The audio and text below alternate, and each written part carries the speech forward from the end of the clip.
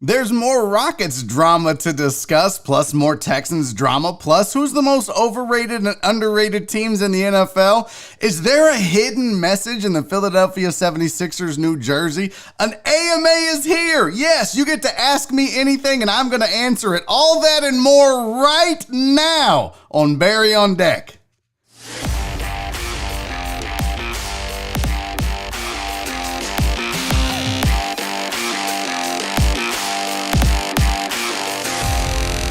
Live from the BiffNet Studios World Headquarters in Spring, Texas, it's Barry on Deck, hosted by former ESPN Houston radio host and stand-up comedian Barry Laminat, starring Oliver the Cat, written by Barry Laminat, produced by Barry Laminat, directed by, you guessed it, Barry Laminat, featuring sports, entertainment, special guests, film sessions, and some drinking.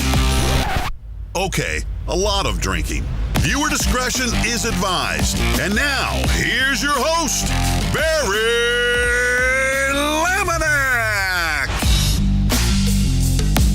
What's up, you damn dirty deckheads? Thank you guys for being here. This is Barry on Deck. I am your host, Barry Laminack. I appreciate your attendance today and every day. I got a lot planned for you. It is November the 12th on a Thursday. This is episode number 133 of the show, and we get rolling right away. Thank you guys. I don't know if you noticed, I got the beard all grayed up, grayed up. I fixed it. I did the Just for Men last night before I shot the new Barry on Sports. So you guys were on, a lot of people were telling me don't do the gray, don't do the Just for Men. I did it. I don't think it looks bad. I don't know. I mean, it could be better. The beard could be a lot better, but I feel like it fills it out a little bit. So, you know. Oh, Justin, you're a gal after my own heart. Looks the same. Kiss my ass, Chris Reyes. It does not look the same. It does not look. All right, it's a little bit the same. It looks raggedy. There's no doubt about that. Can you guys imagine just this mustache, though? How creepy that's going to be? Just that. Oh, boy. I am not looking forward to the end of the month. If you don't know, I'm growing out the beard. No shave November. I'm not shaving for the entire month. And then on the final day, I'm going to shave the beard and leave the mustache. And it's creepy. And it looks like I'm a pedophile / porn star. And then you guys get to roast me for the show, but you have to send in a donation via Super Chat or Venmo.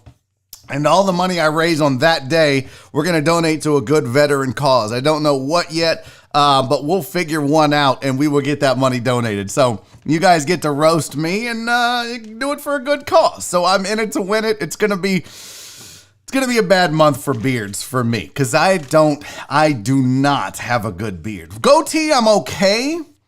Beard, not so much. So, I don't even know how to shave the thing. Look, I do this all wrong. I don't know what the fuck is going on. All right, first in today, we have a new champion. Jeff Bell, the Triple Crown winner, went back to back, but it is no more, buddy. I'm sorry. Francisco! Y'all, Mr. Most Wanted himself, Cisco, is first in today, all the way out in the hill country, listening to the show remotely. I love it. We got Chris Reyes is out in that area. NASCAR Johnny is in Austin. Francisco. We're worldwide, basically, what that means. I mean, it's the world headquarters of BiffNet Studio here. But I might as well be Pitbull. It'd be more like Chihuahua. But I'm Mr. Worldwide, so fuck them. Listen, we're all over the map. I know we have people in Germany and Kentucky. I don't know if the Kentucky gals still listen. I know they used to. They were probably like, all right, this guy's weird. We're going to go somewhere else. So, but congrats to Francisco being first in, first on the show. Your chat for the day, your chat shout outs. Got to say what's up to Luis Zalea, one of our chat moderators. Appreciate you being here, buddy. Jeff Bell, I'm sorry, but you know what?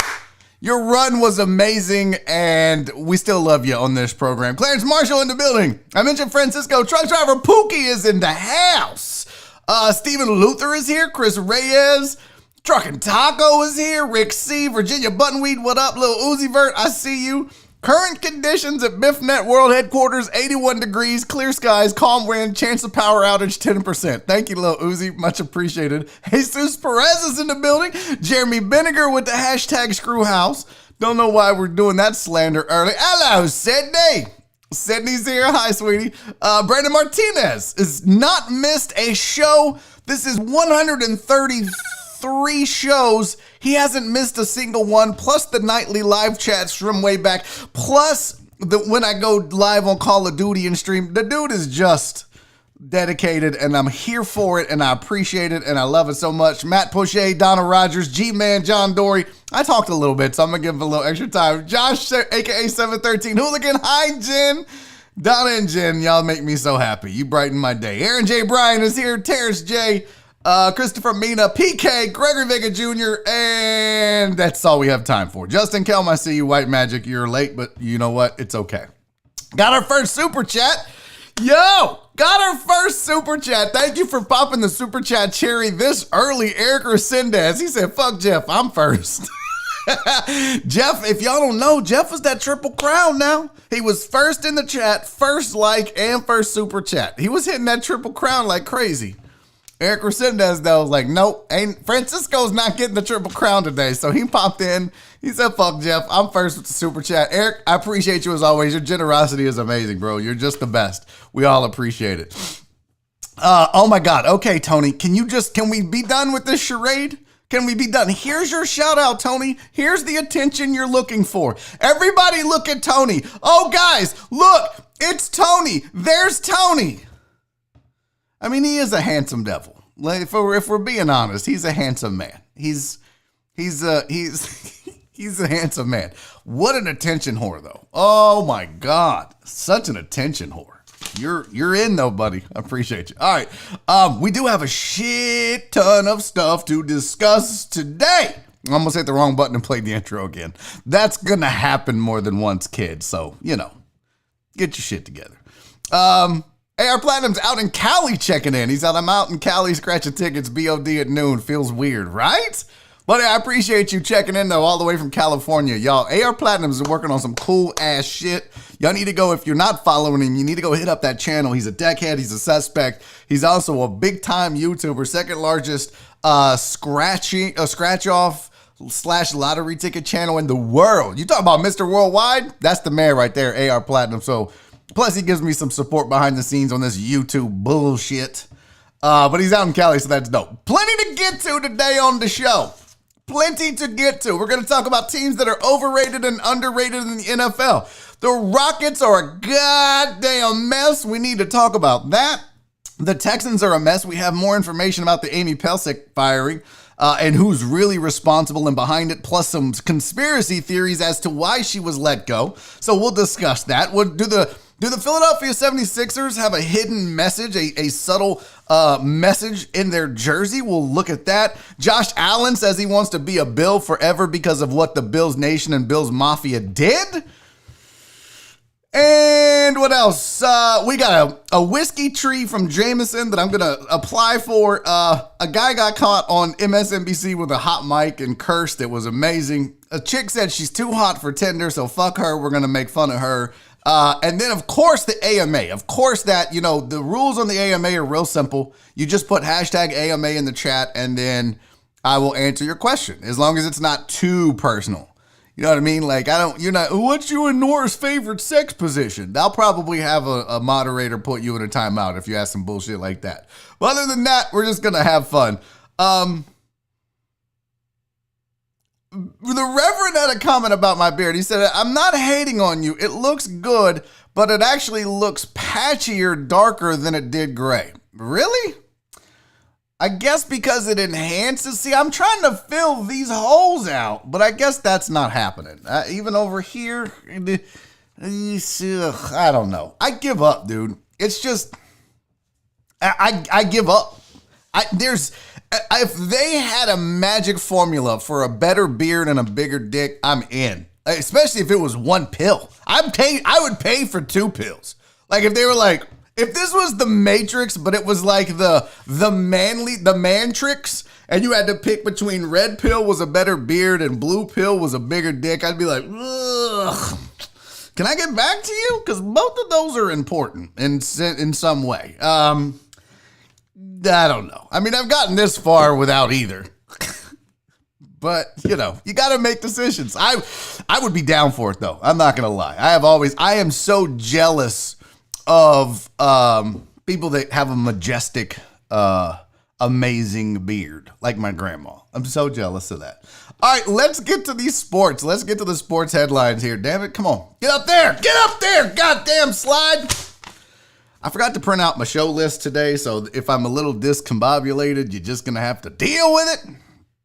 Headlines. Baker Mayfield clears COVID-19 protocol, will rejoin the Cleveland Browns, so that's going to happen versus the Texans. And speaking of playing, Texans David Johnson, as you know, suffered a concussion in last week's game, ruled out versus the Browns. He did not practice on Wednesday, so apparently still having some issues stemming from that concussion. So now it's a steady diet of Duke Johnson.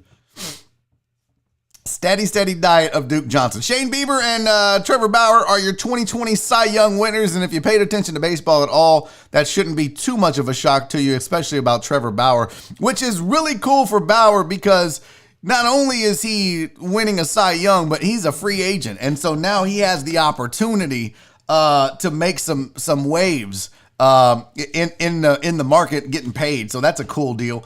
What else? Update. Notre Dame football has no positive COVID test despite the field storming when all the fans rushed on the field, and that looked bad. And lastly, happy PS5 day.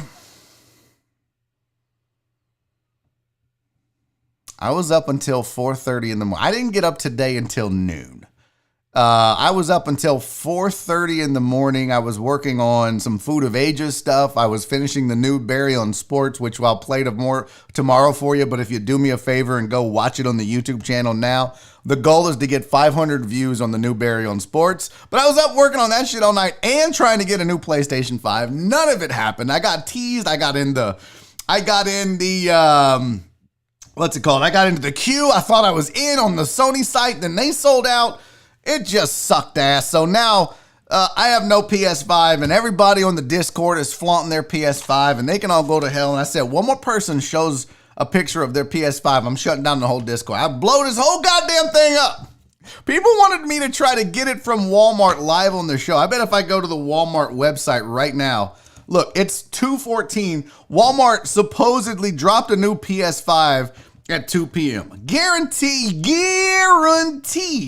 They are sold out already right now. Look, $4.99. I'll pay for that one. Oh, we're restocking our shelves. This item will be back at 6 p.m. Eastern. Fuck you, Walmart and Sony and PlayStation. All of them. Sucks. Also, real quick, I see this is why I need my sheet printed out. PS5 already messing. Girl, me too.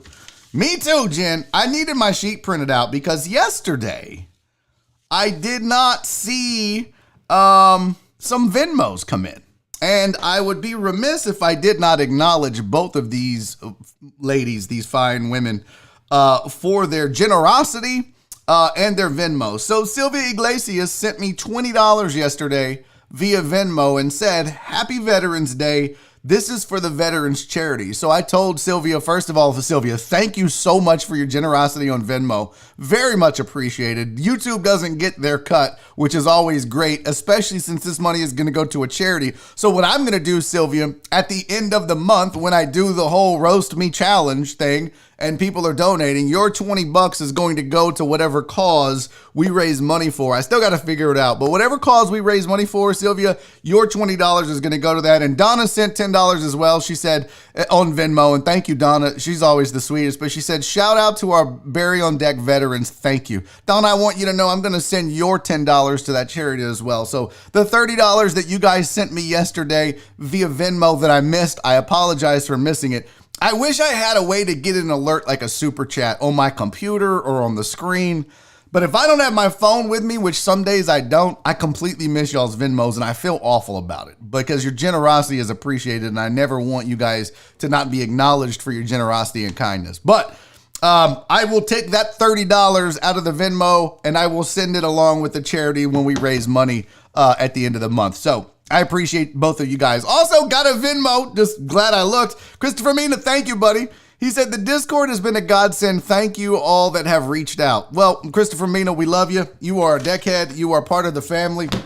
And the deckheads are amazing people. And I thank you all for being just cool people and a family and fun to hang out with on air and off air. It's amazing. If you're not part of the Discord, you're really missing the best part of this show. I'm not even, if this show went away, I really hope that the Discord and the community and family that we've built continues, because you people are amazing. And I say it every day, but I really mean it. So if you're not on the Discord, go join the Patreon. It's worth it just to get access to the Discord and be able to hang out with and just get help from and be able to help your fellow deckheads. It's amazing. So there you go. Mega Pedro, I need subscribers. Well, I need $1,000, Pedro. So I don't know what to tell you. Maybe next time don't spam a random YouTube channel. Maybe that's why people don't follow you. Because you hop on a random ass YouTube channel and spam people, and guess what? Nobody's going to follow you if they don't know what your product is. This is poor marketing, Pedro. This is poor marketing. Getting on random YouTube channels and asking for followers, not the way to get it, homie. Well, here's what you should do. You should sit down and make videos people want to watch and then learn the YouTube algorithm and figure that out. But just spamming random YouTube channels, it's not the way to go, Playboy. Not the way to go at all. Okay, so I was remiss in doing that. Let's get back to the sports because, guys, there was an article that came out about the most overrated and underrated NFL teams, and I had to get your thoughts, and I know a couple of people in this chat are going to be pretty upset, and I know a couple of people are going to be pretty pumped about this list. I know House is a big Vikings fan, so I know House is loving this list right here. And I know that Justin Kelm is a big Pittsburgh Steelers fan, so I know he is absolutely hating this list right now. We know Titan Hugo is pissed about this list, right? If anybody's going to be super upset, it's going to be Titan Hugo. He lives in, his damn name is Titan Hugo. When he was born, literally his mom named him Titan Hugo Consuelo. No, I'm just kidding. Dog, that's not. I made all that up. Raiders are underrated.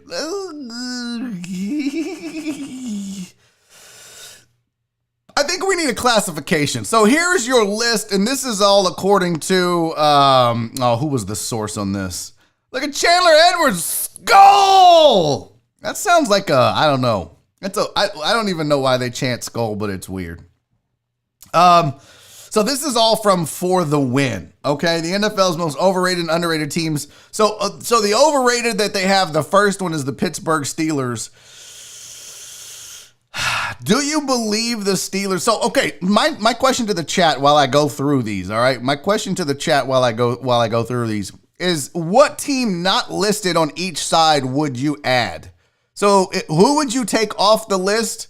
And who would you add on each side? So maybe you think that the Steelers are not overrated, so you would take them off and you would add the Chiefs. I'm just throwing that out there. Or maybe you think that the Rams or the Vikings are not underrated, that they suck and they are what they are. And maybe you would add, the Bears or the Saints maybe, or something like that. I don't know.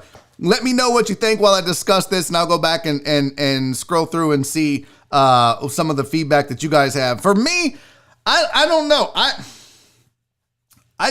think it's tough when you're 8-0. When you're the last undefeated team, you got to be really good. You got to be Chiefs level. Are the Steelers Chiefs level undefeated halfway through the season in the NFL? I don't believe that. They are a plus 74, which is pretty dominant, but guess what? The Ravens actually have a bigger plus minus differential in the same AFC North division than the Steelers do. The Ravens are a plus 85, Steelers are a plus 74. So that means that the Ravens are actually scoring more and giving up less than the Pittsburgh Steelers are game in and game out. And sometimes you get lucky, you get favorable matchups or things happen. So I tend to think, when you got the Chiefs at a plus 103, you've got the Ravens at a plus 85. I don't think that the Steelers right now are the best team in football, so I'm going to say that they're definitely overrated. For the Bucks, I'm gonna say they're probably overrated too. But the Bucks are kind of what we think they are and were and whatever. They're 6-3. I think the Bucks are what their record says. I think they were overhyped going into the season, but I don't know about necessarily being overrated because I don't know that a lot of people look at the Bucks as serious contenders right now based on the way that they've played. But if you wanted to say that was overhyped and overrated, I'm for sure in on that. And the Titans, listen, the Titans have issues, but the Titans also have a running game. And as long as they have a running game, they're going to be a problem for teams, especially if they can play good defense. I'm okay with saying that the Titans are overrated. They're a division winner, but I don't think they're scaring a lot of people. As far as plus minus goes amongst the division winners, they have the second lowest behind the Bills. That might be a team you'd want to put on the overrated. I think if it were me, I would take the Bucks off because I don't think they're highly thought of and rated right now. So I would take them off because I don't think they belong up there. And I would probably add the Bills. On the other side, Colts are underrated. I do agree with that. I think the Colts can be scary when they want to be. If they can get some good defensive play and keep an established running game, they're at a plus 48 right now. That tells you a lot about them. Better than the Titans right now as far as plus minus ratio goes. I would agree that the Colts might be underrated. I think they also benefit and will benefit from playing in a bad division overall. At least half of it sucks. The Rams being underrated. That's an interesting dilemma. Rams are 5-3 in a really good division, and that old division might be overrated, but it also could be underrated. It's a weird conundrum that the NFC West has. But I would say, okay, I could see that just because the Rams have made a few waves here, but the Rams don't scare me and the Vikings don't scare me. I don't think the Vikings are underrated at all. I think they underperformed, but I think that 3-5 is probably where they're at. They're a minus 17 overall. So, I don't think that the Rams and the Vikings are underrated. I think if I was going to add a team, somebody said the Raiders, I would be okay with adding the Raiders. And you know what? A team nobody is talking about. A team that nobody gives any credit to, but they are a plus 61 and they are whooping ass and looking really good right now. And no matter what trigger is pulled, it seems to work, is the Miami Dolphins. Go ahead and add the Dolphins to the underrated list for me. Take out the Vikings. They're not a good football team. Take out the Rams. I think that they might be a little sus as well. Add in the Raiders and the Dolphins. I'm good with that list. What you say, chat? They should have had the Seahawks on the overrated. Okay. Steelers are surprising this year, but not overrated is what PK said. G-Man, you stop with that silliness. Barry, last week people were crowning the Bucks. Yeah, but if you watched, you kind of see the issues. I mean, I'm not saying the Bucks aren't going to make the playoffs. There's going to be 15 bajillion teams there. I just think they're more overhyped than they are overrated. They're a 6-3 team. Is that what I said? What their record was? Yeah, they're a 6-3 team. Okay. I mean, I'd love to see what ESPN's what do they call that? Power rankings. What is the ESPN NFL power rankings at? ESPN NFL power rankings. Let's go see. Let's see what we got rolling into week 10 where the Bucks exist exactly. There they go. Tampa Bay is 8th. You think there's 7 better teams? You think are the Bucks better than the Hawks, the Bills, the Saints, the Packers, the Ravens, the Chiefs, and the Steelers? I don't think anybody thinks that. And then you look behind the Bucks. The Titans are behind the Bucks, the Cardinals, the Rams, the Colts, the Raiders. I mean, the Dolphins are at 14. I think a lot of those teams could give the Bucks fits. So maybe some people were crowning them, but I don't know. Reverend said overrated, take off the Titans, replace them with the Saints. Okay. I like that. And underrated, take off the Colts and replace them with the Seahawks. Not bad. Not bad, House. I dig that. Christopher Mina said the Steelers and Bucks. Okay. Let's see. Titans. Christopher Mina, Titans shouldn't be on that list. Okay. I hate the Steelers, but I don't think they're overrated. All right. I like that. What else we got, bruh? I think that beard is underrated. Looking like a real man over there, Barry. Oh, you kissed my ass. It is so sad. Let's get a zoom in there. Look how sad this is. Look, let me get up close here. Look at that. Look at that patch. Just look at that hole. It won't grow. This is how Jesus made me. Am I happy about it? No. Would I get a refund on my body? Absolutely. Can't do nothing about it, though. This is how Jesus made me. This is what I'm rocking with from now until eternity, unless they come out with some sort of Viagra for beards. This is what I'm stuck with.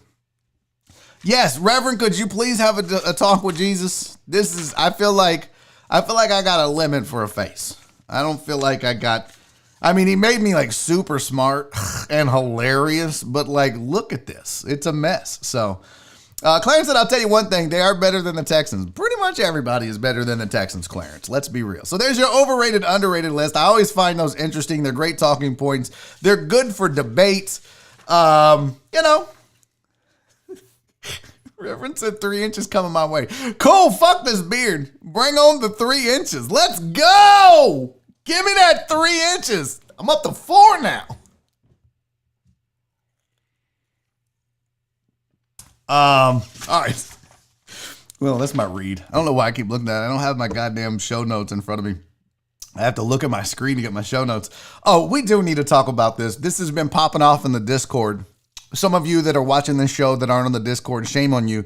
But there's been KD is a monster in the sports channel. If you don't ever visit the sports channel, KD might as well just do my rundown for me, because I'll go through a rundown, and then at the last minute I'll be like, well, let me check and see what the buzz is on the Discord. Maybe there's a topic that they want to discuss that I can put on the show, and we can have some dialogue between the chat and myself. And then KD's always just on it, man. Everything. And lately he's been really on this Rockets drama.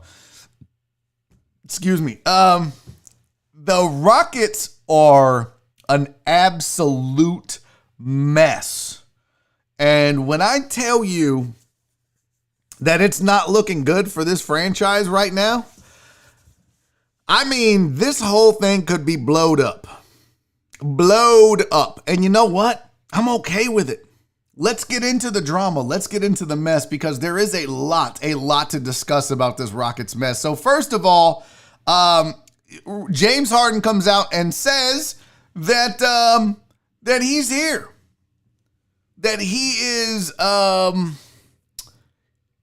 he's here for the long haul. And he says he doesn't want to go anywhere, that he's happy with the team. Well, no shit, he's happy with the team, because they've done everything in their power to placate him, to make this is your team.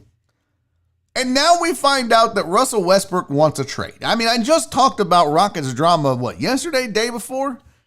And now it comes out that Russell Westbrook wants out. Then we'll talk about somebody did a list of where Russ might go, or what would be a good fit, or what would make sense. But James Harden is said to be locked in for next season, committed to the Rockets. Yeah, that's because Russ wants out. It's his team again. He doesn't have to worry about it. James wanted out because he didn't want to have to play with Russ. He thought he did, and then they put this team together, and then he was like, wait a minute, we can't coexist on the floor. It's 2 different games completely. So when I tell you that there are more disgruntled Rockets than not disgruntled Rockets, I am not exaggerating right now. Here's the list of Rockets that are upset. You've got James they were talking about James was wanting to pursue a trade. Russ for sure. PJ Tucker, former Rocket Trevor Ariza, Daniel House, Eric Gordon, Austin Rivers. What is going on? There's only 12 people. I just named you 7 current Rockets and 1 former. And if we're going to start making a list of formers, oh, God damn, how much time do you have? This is only a 2-hour show. So here's the thing, and Drew is saying trade them both. And Drew, let me tell you what, I have been beating this drum. And guys, you're about to see what I have been talking about, because now that Russ wants out, he's going to get his way, and he's going to get out. PJ Tucker's pissed. Austin Rivers wants to be traded, probably wants to go run with Doc and Mike D'Antoni in Philly. Eric Gordon isn't happy even though he's getting paid. I kind of feel like, not shut up and dribble, but shut up and get paid, Eric Gordon. You got your money. You didn't deserve it and you're not worth it. Why are you mad? He wants a bigger role. Bro, you got a bigger check. Shut up. You got James on the court. You're never going to have a bigger role when James Harden is your teammate. I'm sorry about that, but that's just the facts. But James says he's locked in. Russ, on the other hand, says he wants to be traded.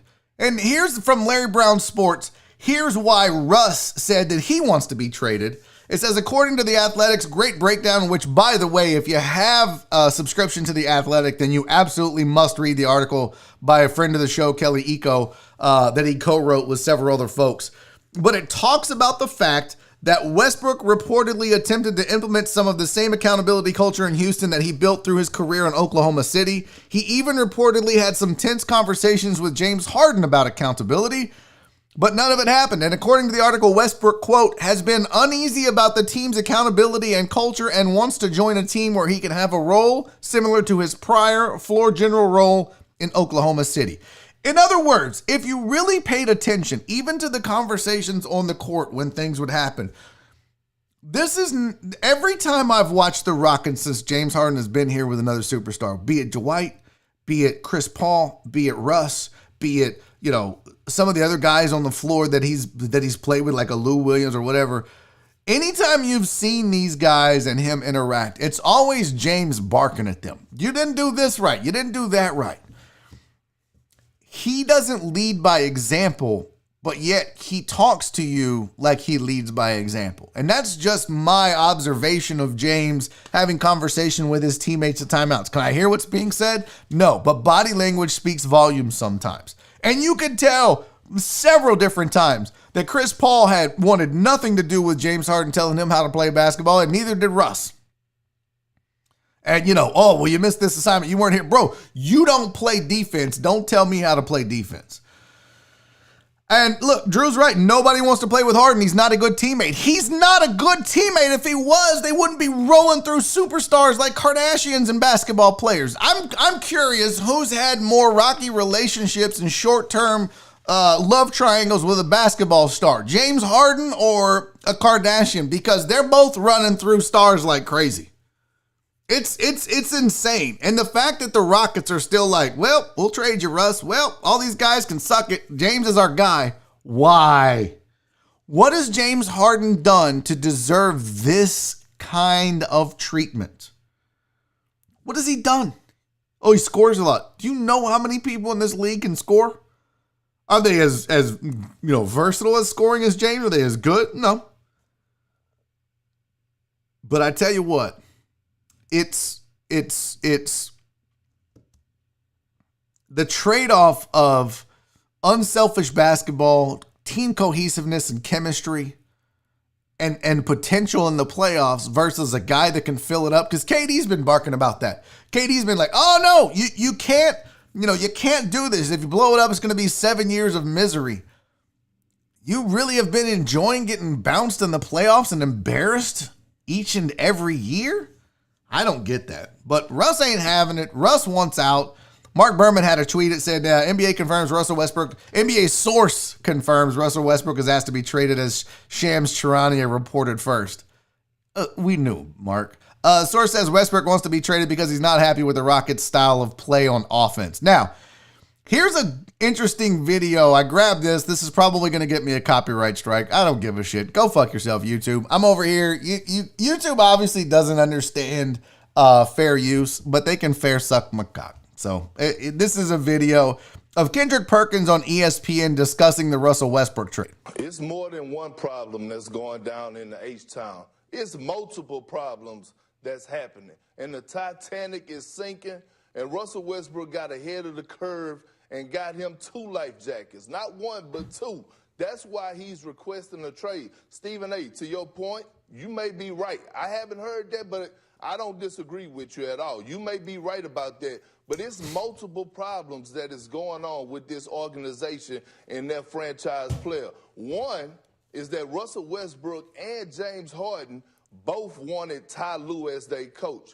Now, this is important because, there was said, oh, well, they signed off on Silas. Well, they may have signed off on Silas, but that was after they didn't have the guy that they wanted. And you got to ask yourself, how committed were the Rockets to trying to get Ty Lue? If Russ and James wanted Ty Lue, how committed were the Rockets? They probably looked at Ty Lue as a guy that's great for the locker room, but when it comes to analytics and X's and O's and game plans and all that, they probably didn't feel like he was the guy, okay? And I felt the same way. I'm not a big Ty Lue as a head coach guy, but players love to play for him, and that's probably because he lets them get away with murder. So when the Rockets failed to get that done, that's when communication went all out the window.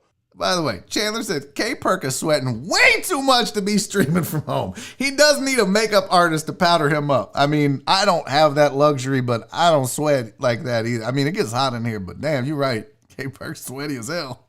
From my understanding, from a reliable source, that James Harden hasn't been talking with the organization for the last 2 weeks, haven't been picking up anybody's phone calls. Yep, heard Same that. with Russell Westbrook, no communication there except for last night when he told him he wanted to be out. Now, here's the thing. Russell Westbrook is a guy that never jumps the gun like this. This is not Russell Westbrook. This is important. He always stays private. He never comes out public and requests a trade like this, the matter that he did last night. So that goes to show me that the sources that been telling me that James Harden could possibly be joining the Brooklyn Nets with KD and Kyrie Irving going to the Philadelphia 76ers have some truth behind it. So Russell Westbrook probably was like, hold on. If you got plans on leaving, you're not about to leave me stuck here. So that's the gist of what Kendrick Perkins is saying. Now, I don't know that I believe everything Kendrick Perkins says. I don't know. I'm sure he has amazing sources just because of the insight and the people that he knows in this business. But this isn't the reason necessarily that people are so upset. I don't know that James isn't going to go and play second fiddle to Kevin Durant and give up the ball out of his hands with Kyrie and Durant in Brooklyn. I don't think he's going to do that in Philly. James wants, the reason we're at where we're at as a Rocket fan base and as an organization is because James is a ball hog. It is all about James. If it wasn't, then this wouldn't be a problem. Daniel House is mad because he wasn't getting enough run and integration into the offense. It's because James didn't trust him and James didn't want him to and James didn't want to give up his shots. Who you got? You got Eric Gordon and House, and they've got to knock down threes, but James is playing iso ball. Guys, this all comes down to one person, James Harden. Now, I will say this. There were other articles that came out and other information that was posted that says, listen, it's not necessarily just on James Harden. Is he a big part of it? Yes, he absolutely is a big part of it. But there are other disgruntled people for other reasons. PJ Tucker is pissed at the Rockets. He was pissed because he felt like his contract situation wasn't handled well by the Rockets. He said that according to the article that Kelly Eco wrote, Tucker was irate over his contract situation entering the final year of a 4-year, $31.8 million deal. He reportedly felt he was due a raise and was frustrated over how long it took to get his contract renewed for next season. So Tucker is mad about money, but they don't have any money to pay because they've given it all to James and Russ and Eric Gordon. But Tucker's like, look, I'm over here doing all the dirty work. I'm the unsung hero. I'm the one diving for loose balls, playing defense, guarding 7-footers. James don't play a goddamn lick of defense. I'm his help. So anytime he olays somebody and picks up another my bad in the stat column, I got to go out there and try and draw the charge. Pay me. And Tucker has a great point. PJ Tucker is versatile. He's necessary, especially for this team. That's what people don't realize. They look at PJ Tucker and go, he's a role player. You don't understand the kind of importance that he has on a team that wants to play small ball. He's a guy that can defend the post but still shoot the three. Mwah, chef's kiss. That's everything to the Rockets. Everything. And the fact that they would mess with him like that, Doesn't make sense. It doesn't make sense. So PJ is upset. It says, in addition to points of frustration for Westbrook and Tucker, the story says that Daniel House, Eric Gordon, Austin Rivers were also frustrated about their playing time. House wasn't happy with the usage and challenged D'Antoni, challenged James Harden, challenged Russell Westbrook about it at times. Probably why he got sent home in the bubble, despite the fact that they would have faded it. Him cheating and having the sexy time, risking COVID in the bubble. If he would have been less in their ass about getting playing time, he probably would have stuck around. And then the other crazy thing about this is that you got former Rockets like Trevor Ariza that are also saying that they felt disrespected, that they weren't happy with this organization. And at one point, the Rockets tried to bring Trevor Ariza back. And do you know one of the reasons he didn't come back? They never apologized to him.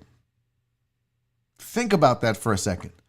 He risks not having a job in the NBA because he demanded an apology from an organization that he felt like did him wrong. The list of players that felt like the Rockets have done them dirty, either because of James Harden or Daryl Morey or Mike D'Antoni or a combination of the three, it's getting pretty long, folks. Pretty long.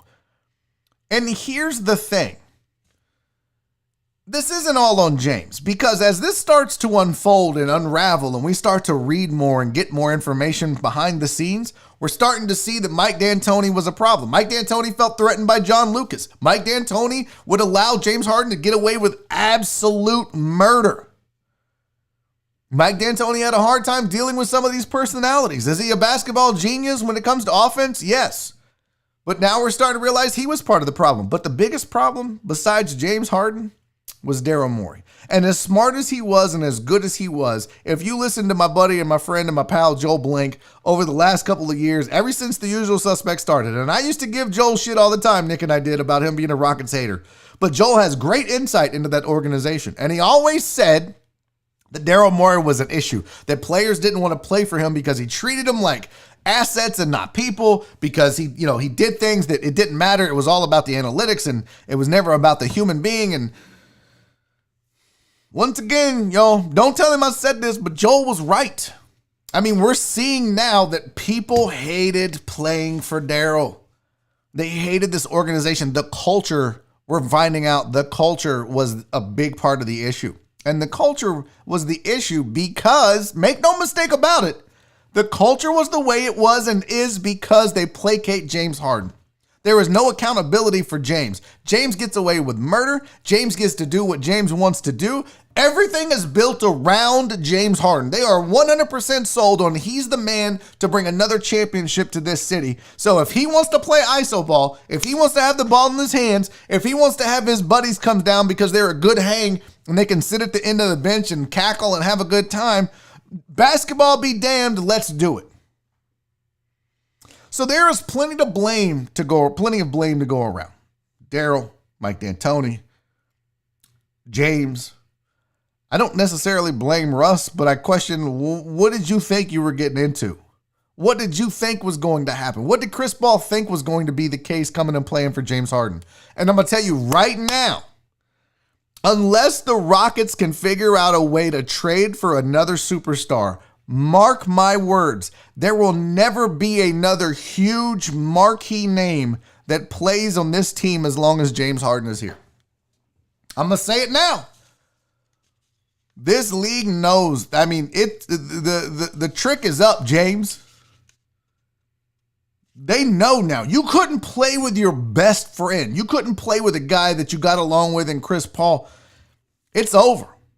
This city ain't getting another superstar. It's James or bust until he's run out of town. I'm sorry. I hope that doesn't hurt your feelings. But mark my words. And I feel like I've missed a lot of really good chats. So let me just scroll back here for a minute. Harden has had Howard, CP3, and Westbrook and still hasn't won a title. The problem is Harden. He needs to go. Been saying that for a year and a half, Drew. You nailed it. I think that's 100% accurate. Lou is too much money for Tita is broke. Do you want to win? Is that important to you? Because winning cures all ills in the NBA, MLB, NFL, and any sport. You're going to make money if you're winning. So if Ty Lue was too much money, then, you get what you pay for, I guess. And now, I personally wouldn't overpay for Ty Lue, but I'm speaking in terms of if this is what the players felt like they needed to go out and win. If you're going to give James everything else he wants, give him his head coach too. Chandler said, turn on your AC.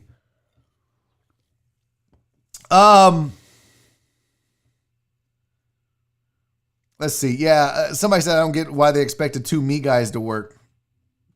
White Magic said James Anthony equals Carmelo Harden. It's a really good point, White Magic. Really good point. A phenomenal score. Just an absolute head case to deal with. I don't know. The Rockets are an absolute mess, and it sucks. If you're a Rockets fan, it does. And there's not much you can do about it at this point. They've made their bed. They're going to have to lie in it. Speaking of bad organizations, we have a follow-up to yesterday's story that I told you about where the Houston Texans fired Amy Pausick in a move that really upset a lot of folks. And I mentioned the fact that it was Executive VP of Football Operations, interim GM Jack Easterby's decision to do that. Well, now Jamie Roots has come out and said, nope, this was my decision. This was not Easterby's decision. But wait, there's more, folks. But wait, there's more. Roots said it was definitely my call. And this was via a statement that he released with the Associated Press. He said, I gave her the role a number of years ago and felt the need to make a change. Leadership is sometimes a very lonely role. And from time to time, you have to make a move that impacts people that you care about deeply. Oh, and all that sounds so great, right? It's almost like she wrote her own firing PR because that sounds beautiful. Great job there, Jamie Roots. Here's the problem. Some in league circles, this is according to the Pro Football Talk on NBC Sports article, all right? They talked about her not being a cultural fit. It says, this explanation remains confusing given the fact that the team culture is unsettled as it looks for a new GM. It says maybe Easterby is setting the culture and maybe all future hires will be required to fit the culture that Easterby is creating. And it goes on to talk about the fact that in 2017, Dwayne Brown was let go. He shared with Pro Football Talk a story from 2008 in the aftermath of Bob McNair's infamous "We can't have the inmates running the prison" remark. It said specifically, Brown said that McNair expressed dismay to players regarding the outcome of the election that saw Barack Obama defeat John McCain in the presidential election. And you're thinking, why is this so important? Well, let's fast forward to 2020. Pausick on Saturday tweeted that the election of Vice President Kamala Harris amounts to, quote, a historic day, adding that to every little girl out there, you can be anything you dream of. Called it monumental. She retweeted a Reese Witherspoon joke tweet that went viral about a girl struggling to not cackle while the Trump campaign Saturday was at a Four Seasons total landscaping and not a Four Seasons hotel, which was next to a dildo sex shop. So she's out there tweeting these things. And this is two separate things, but let's talk about this cultural thing first. I'm not a big conspiracy theory guy, but would it surprise me if a bunch of stuffy, white, rich Republican backers got their feelings hurt because a young female who's good at what she does and feels empowered because she's she has broken the glass ceiling in the NFL, tweeted something that ruffled their feathers and hurt their feelings because, I hate to say it, but some of these guys are snowflakes, to borrow a term. Does that shock me? No. I don't usually buy into theories like that because I like to believe that people are good people. But some people are passionate about their politics and it makes them crazy. You can't disagree with them or say anything. Trust me, guys. I posted an Instagram post that said, the main reason I'm glad Trump won't be our president is because he's racist. And above all else, I can't support that. That's it. That has nothing to do with Republicans and Democrats and none of that shit. And I can show you my voting records. People love to claim I'm not a moderate. I have to discuss this over and over with people. But just the fact that I said I was anti-racism and anti a guy who I felt like was racist in Trump, my follower count just started to plummet. And I'm good with that. I don't want those people following me. I don't want their support. Same thing on Twitter. I've lost hundreds of followers on Twitter because of the elections and me giving my views on this stuff. The crazy thing is, she has the right to express herself, as long as maybe she needs to put like my views don't express that of the Houston Texans or something like that. But even then, is that a fireable offense based on culture? What culture is it that she violates, that she doesn't fit into, Mr. Easterby, Mr. Roots? What culture is it? And I admire Jamie Roots for coming to the aid of Jack Easterby, but it smells fishy. And when you start putting two and two together, it's pretty bad. It says, whatever the reasoning and whoever made the decision, the move backfired badly on the Texans, especially since players like J.J. Watt and Kenny Stills have echoed concerns raised by many media members who work directly with Palcic regarding her skills, abilities, and personality. It's a shit show in Houston sports, you guys. It is a shit show.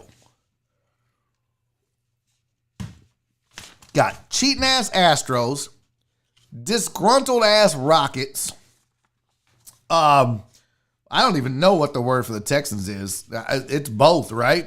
Well, they're not cheating. They're disgruntled. They're a mess. I mean, it's just 2017 seemed like such a wonderful year for Houston sports. We were riding high as a city and a fan base, right? We got World Series, Rockets are in the playoffs and looking good, and now we're going to go get Russ, and oh my God, we got CP3, and look at us, we're so badass, and the Texans are rolling, and we got Deshaun, and fuck. It's sad, dude. Excuse me. It's a sad, sad mess. You know what's not sad, sad mess? You know what's not Crab Kings? Crab Kings is not a sad, sad mess. If you are sad because the Texans suck, if you are sad because the Rockets are a mess, if you are sad that the Astros are cheating sons of gun, put some seafood in your life. Make you feel better. You know what makes me happy? Crabs. Let me explain. Crab Kings has some of the best seafood in the city of Houston, period, end of story. I love the place. I think you're going to love it as well. There's 3 convenient locations for you. If you're in the Houston area, just go to Antoine, 6600 Antoine Drive. If you're in the Stafford area, it's off of Avenue F. And if you're in Deer Park, it is on Center Street. Now, I would like to point something out that's very important here. There are a lot of Crab Kings in this city. There are only 3 that sponsor Barry on Deck. If you're not eating at a Crab Kings on Antoine Drive, Avenue F in Stafford, or in Deer Park on Center Street, you are not eating at a Crab Kings that supports this show. I want to be clear about that because I know you guys are big on supporting our sponsors, which I love and admire and appreciate, and they do too. That's why they sponsor the show. So just make sure you go to one of those 3 locations when you get your Crab Kings and support them because they love Barry on Deck. They love the Deckheads. And you're going to love their food, whether it's the snow crab and shrimp platter with sides of potato, sausage, and eggs, the boudin balls, the Florida-style seafood, the delicious beers, the crawfish when it's in season, whatever it is, and you're craving seafood, make it Crab Kings. Thank me later. All right, Kyle Wood said that's good to know. I ordered the one in spring on Uber Eats. Well, you know, I appreciate that, Kyle. When we first started, I was not made aware of that. And then they were like, by the way, you know, we don't own all the Crab Kings. I was like, I didn't know that. And they were like, yeah, we have these 3. And so I needed to do a better job of getting that information out to you. So Christopher Mina says, do a shot. Barry, it's Thirsty Thursday. I'll do a shot in the second hour because I think we have a little more sports to discuss. The break is going to be short, so I'm not going to go yet. I'm going to do one more sports story, and then we'll get into some other stuff. Plus, the AMA is coming up, so that's going to be fun. Stick around for that. If you can make it through a 2-minute, 3-minute break at best, I don't have to poop today, so we'll just do like a 2-3 minute break. But in the next hour, we do an AMA where you guys get to ask me any question you want to ask, and I answer it as honest as I can, unless I feel like it's too personal. But I'll do a shot in the second hour for you, Mr. Mina. Here you go with this Jameson. In fact, there's a Jameson Christmas tree that I'm going to sign up for live. You guys are going to help me try to win it because Jameson is delicious. I shouldn't get that excited over alcohol. I really shouldn't. It's pretty sad. Christopher Mina said that was a bad fire. Amy was great. JJ wants out. It's obvious. Yeah, he does. Everybody wants out. D-Mono said, well, guys, it's time to start watching Formula One racing. Just you gotta let me ease into it, Demetrius. You gotta give me. So Walt finally got me into drag racing. I'm into it. I dig it. I went. It's fun. I could watch drag racing now. I kind of understand the sport better. Not necessarily into NASCAR yet. Definitely not into Formula One. Although back in the day, I used to watch Formula One. I don't know why but when I was in junior high or high school, maybe, for some reason, I was really into Formula One for a wee bit there when Michael Schumacher and I forget the other feller's name, but they were at their peak, and got into it for a quick minute. Not a whole lot. 713 Hooligan said, guess who took the rest of the day off? This guy. Time for a rip and a cold beer and Barry on the big screen. Bro, don't put me on the big screen. Listen, y'all. I'm not big screen material. I'm too ugly to be up on a big 55-inch TV. No, don't do it. Save yourself. The dog is going to vomit on the carpet. The cat is going to shit on a pillow or a couch pillow or something. Your kid might walk in and see it and be like, I want a new dad. Don't do it, dog. Keep me on a small screen. I need to be on a phone, maybe a laptop with a visor protector so people can't see it. This is not big screen material, Josh, but I do appreciate the support. But you got to own it. P. Jones said, bring back the Roughnecks. All right, let me get to this last story before we get to a break here, because the Philadelphia 76ers released a new uniform. And, it's pretty cool, right? This is some of the uniform, and you can see there's Ben Simmons' name on it. Well, some genius, as you may or may not know, in Philly, they talk about trust the process, right? And that's referring to Joel Embiid and getting the Sixers to where they want to be. They talked about it was a process, trust the process. So they released these new uniforms, and some guys like, oh, I see it. Do you guys see it? Do you guys see it? Do you see the trust the process? Do you see it? This guy found it. There it is! Trust the process! I mean, look. Is it so far-fetched? Is it that crazy? I mean, did they really, if I'm looking at this drawing, if I'm looking at the drawing, I see where you would have the middle T for the house, right? And then maybe the first T, okay, maybe that makes sense too for the wall of another house or whatever. But the P, that doesn't look like anything other than a P. That doesn't look like it's supposed to be there. It's not a window or anything else. And I'm not usually that guy. I'm not usually the guy that's like, oh my God, there's a subliminal message in it. Even though you can see Mom and Wendy's. You guys know about that, right, chat? You can see the Mom and Wendy's and the Arrow and FedEx. You've seen those. I think we've done that on this show before. I don't remember. Anyways, I'm not usually that guy that looks for the hidden messages, but this I get. I kind of think this was on purpose.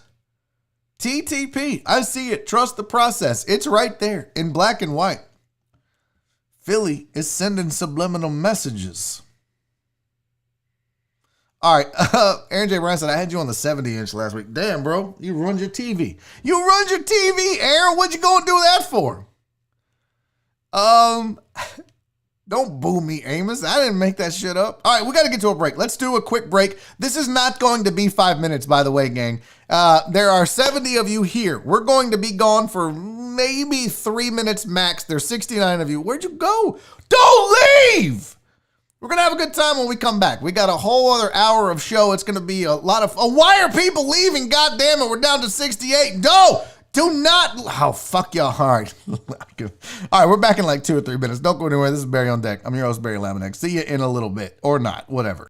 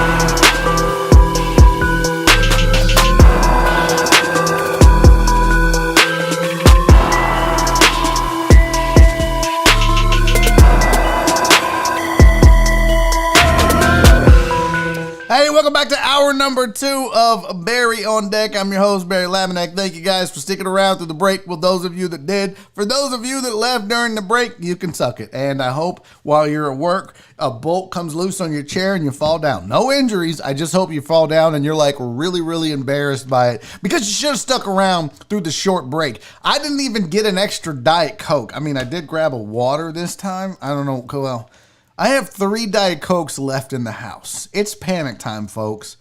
I know some of you panicked because you didn't have toilet paper. It's a bigger deal now. It's like a big deal time. I'm down to 3 Diet Cokes. And Nora doesn't usually make a Diet Coke run to Sam's until Sunday. So I'm probably going to have to go to the store and buy a 12er of DC.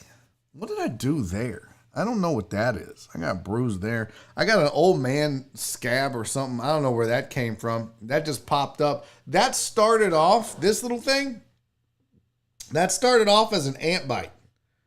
And then it became something. Poison ivy check, looking good. Huh? We're almost in the clear, folks. We're almost in the clear. Oh, good idea, Eric. I could Amazon some Diet Coke and get it the next day, right? All right, we got a lot of shit to get to. We do indeed have a lot of things to discuss. I just sent out a tweet that talked about what we're going to discuss. One is this Jameson whiskey tree. I'm all about that. I found it and somebody tweeted to me at the same time and they were like, Barry. And I was like, you know me so well, you little rascal, you. So we're going to look at that Jameson tree and see if I can win it. There's a hot mic video. A model claims she's too hot, and then we'll also do an AMA. I'll probably start that in about 15 minutes. So we'll try to get some of these other topics in, and then we'll do the Ask Me Anything. And the Ask Me Anything is real simple. You just put hashtag AMA. Once it starts, don't do it now or I won't see it, but we'll do hashtag AMA and then you ask your question and I'll just scroll through the chat. I'll find anything that's hashtag AMA. I don't pre-screen these. I read them on the fly and then I answer them on the fly and hilarity ensues or not. Sometimes you guys peter out after like 5 minutes of these. So Justin said second round of implants coming in nicely. Yeah, the goddamn aliens won't leave me alone. They're getting me all over the place. You know, they got my shoulder. They bruised me up. I'm telling you guys, these aliens don't fuck around. Now, I promised Christopher Mina a shot. I really need to wash this shot glass. I do not wash it. Every day I drink out of this shot glass. Every day I do shots on this show. Almost every day. I mean, hell, it even says in the intro, there will be lots of drinking. Let's do this here.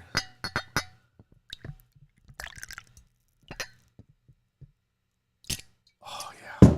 So good. So good. Anyone else watching the UEFA Euro playoffs right now? Of course, Kyle. Hell no. Hell no. All right, Christopher Mina, this is for you, buddy. I'm gonna put Oliver the cat on the other side so you guys can see him. Yeah, baby. This is for you, Christopher Mina. Thank you for being here. Thank you all for being here. I love y'all. Shout out to every one of you damn dirty deckheads. Appreciate you. You guys have turned me into an alcoholic. I look forward to my daily shot of whiskey. Love you. Cheers down the gullet. Whatever snazzy saying you have. Oh, man. Oof. Yeah. Woo! I got this Friday, I'm not going to get shithoused like I did last Friday. I was out of control. Damn, it says Diet Coke not delivered in 2 days, Barry. Shit! I'll just go to the store. I got to get out tonight. I'm doing it's kind of like a gig. So there's a show called Minute to Win It. Have you guys ever heard of that? Minute to Win It. So there's this, it's apparently like a game show where you have a minute to do something, some task, right? Well, what's the bar name? District 249. I just spit all over them. Damn it, you guys. I can't allow that. I just spit all over my new lens and you. Did I get any on you? I apologize if I did. Hey, listen, don't mind me. I'm just going to clean this. How's that for a fun show, huh? Look at that. Listen, I can't have spit all over the camera. Oh, how pretty am I now? What? Does the beard look better? Does the beard look better now that I cleaned the lens? Probably not. Anyways, so Minute to Win It is like a game show. District 249 is a bar off of 249. I know. And they're going to be doing this every Thursday. And my buddy, comedian Jesse Payton, who I had on the nightly live chats, I need to get on this show, but he canceled on me once, so fuck that guy. But he hosts it, and it's the first one is tonight, but he wants me to be his backup. So when he's out of town or whatever, I'll fill in for him. Apparently he's out of town next Thursday, so tonight I'm going to be there doing the game show or watching the game show, and then next Thursday I'll be at District 249 hosting Minute to Win It. So if you're in the area, you should come out and do the game show and hang out and have fun. Katie said District 249 is pretty neat. She came and saw me do a set there once. Virginia Buttonweed said, sounds boring. I'd rather watch baseball. Buddy, let me tell you how disappointed I am that I can't make it. And you know what? I meant to do, tomorrow I'm going to have a Bellair LSU Tigers update. I meant to do it today. I did not get up until noon. I ran out of time, but I promise you guys tomorrow, I've got great news about our baseball team. So we're going to discuss that tomorrow as well. But yeah, that's why Amos said District 249 has a nice beer selection. Well, come out, Jen. Come hang. And the next Thursday is a maybe. Come hang. It'll be fun. So no streaming tonight on Twitch if you like to watch the Call of Duty Warzone and hang out with some of the deckheads that we do and have fun and shoot the shit. Eric, it's not time for the AMA. You're going to have to wait your turn, buddy. Wait your turn. 10 more minutes. 10 more minutes. And then we'll do it. But not yet. And I will answer that question, but you got to re-ask it when it's time, okay?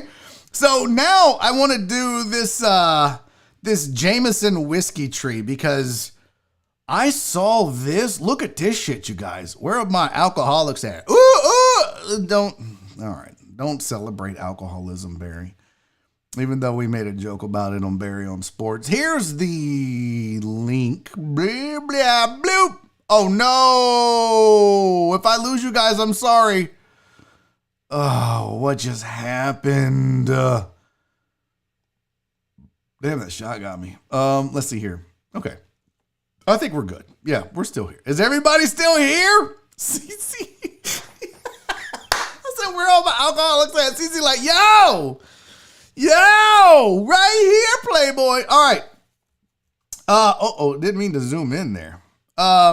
So what the fuck is going on with this zooming in shit? There we go. All right, the Jameson Whiskey Tree Contest.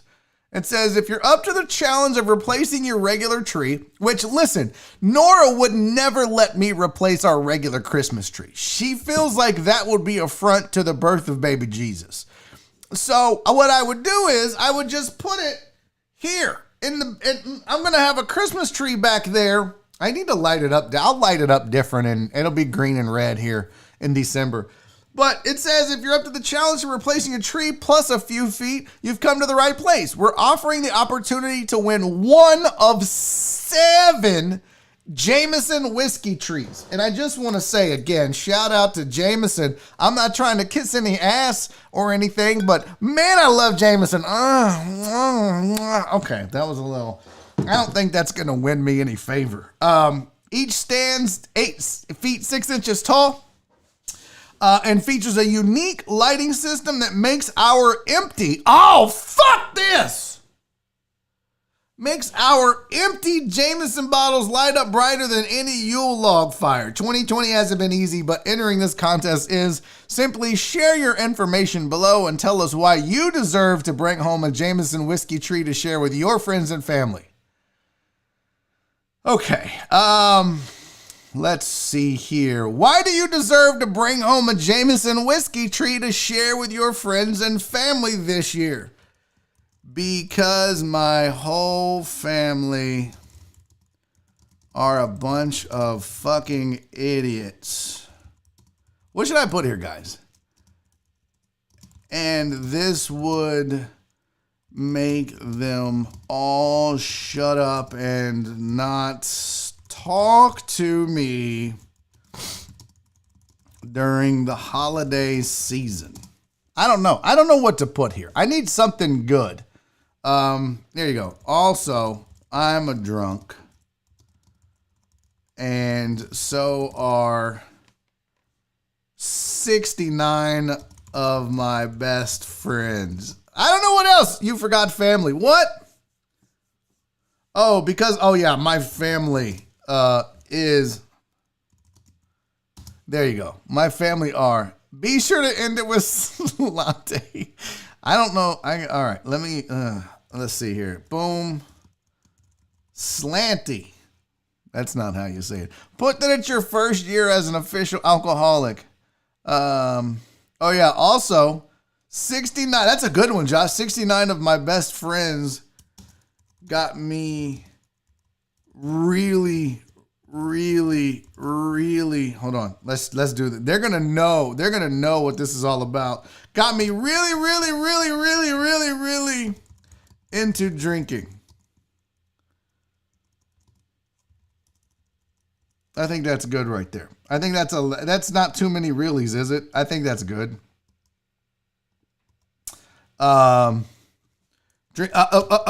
Jameson. Fuck Crown as a staff staff, you dumb shit. Staff, record label, and as a crew. I think we're winning this, guys. This is pretty good. What else we got over here in the chat? Take all my money, Christopher Mina says. If Jameson had an ass, consider it rimmed. Okay, well, we could put that. If Jameson had an ass, consider it rimmed. All right, what else? Take all my money. What else? I thought of getting you a tree made of roses, but I think that Jameson is better. Oh, that was for Cece, not me. Kiss my ass. Because we're a bunch of drunks, you forgot family. Be sure to add Slante. Put that. It's your first year as an alcoholic. Because you always have empty Jameson bottles around the tree at Christmas. They might as well be on the tree. Oh, I like that. We're sucking that Jameson dick right now trying to get this free tree. I love it. I always have empty bottles of, I'm gonna call it, we gotta have a nickname for what we call it, right? Like, we can't just say empty bottles of Jameson. Like, we gotta, if you really love something, you give it a nickname, like Natty Light, or my dad used to call Pearl Beer Red Dots. We'll call it Jame. Fuck Crown as a staffer. Oh, I don't need the caps lock. I always have an empty bottle of Jame. That's my pet name for it because I love it so much. God, we're just laying it on the thing. I always have empty bottles of Jame laying around. Is it laying around or lying around? Around during the holidays, so at least I'll have a cool place to put them. I cannot type. Okay, we are kicking this ass. Guys, if we don't win this, fuck Jameson. They don't know what they're missing out on. What does this say? Use only 3 reallys, Barry, to make you look smart. Oh, that's a good point. That's a good point. Really. Yeah, that's better. Also, 69 of my best friends got me really into drinking Jameson. 69. That's so funny. I call it Jamie. Ooh, a bottle of Jamie. A bottle of Jamie. There you go. I like that, PK. J-Mo. Okay. Jamie, a.k.a. J-Mo. A.k.a. James, a.k.a. James. We'll just say that that's my pet names for it because I love it so much. All right. Then they might say, well, we'll make yourself if you say you have empties. What? You should change James to Jamers. All right. J-Mo, a.k.a. James, a.k.a. Jamers, a.k.a. James. AKA Jimmy Drunk Face. No, okay, that's enough AKAs. I call it breakfast. Breakfast with Jamie. I love this, guys. We're killing it. Let's go back. Because, all right, why do you deserve to bring home a Jameson whiskey tree to share with your friends and family this year? Because my family are a whole... we don't need all that. My family, I'm glad we proofread this, because my family are a bunch of fucking idiots, and this would make them all shut up and not talk to me during the holiday season. Also, 69 of my best friends got me really, really, really into drinking Jameson. Fuck Crown as a staff record label and as a crew. I always have empty okay. I think we need to move that. That just comes out of nowhere. It's a little in your face as we're making the case for this tree. I always have empty bottles of Jamie, aka Jamo, aka James, aka Jamers, aka James. That's my pet names for it because I love it so much. Around during the holidays, so at least I would have a cool place to put them now. If Jameson had an ass, consider it rimmed. There we go. God, we nailed it, you guys. Oh my God, we nailed it. First name, Joel. Last name. I'm just kidding. Oh my goodness. Email address. Let's see here. What do we want to put? And what else are we putting here? All right. This I will take off screen, so I don't need you guys having my real goddamn email address. You sons of bitches already have my home address. My birthday, May 29, 1974. State, the great country of Texas, 77. All right. I have read and agreed to letting you take all my information. I agree to receive newsletters. No. And submit. Here we go, guys. Oh, what's required? What the fuck did I miss? What did I miss? It says something is required. Oh, I had to agree to receive news and invites. Whatever. All right. Success. Your entry has been received. Okay. We did it, famo. We did it. I mean, we're not going to win, but we did it. They're probably like, oh, this guy's a little aggressive. But isn't that cool? I thought it was a pretty dope ass looking treat.